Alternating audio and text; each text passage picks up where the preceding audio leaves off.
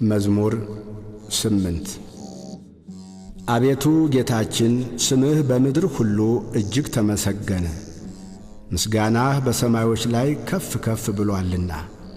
ከሕፃናትና ከሚጠቡ ልጆች አፍ ምስጋናን አዘጋጀህ ስለ ጠላትህ፣ ጠላትንና ቂመኛን ለማጥፋት።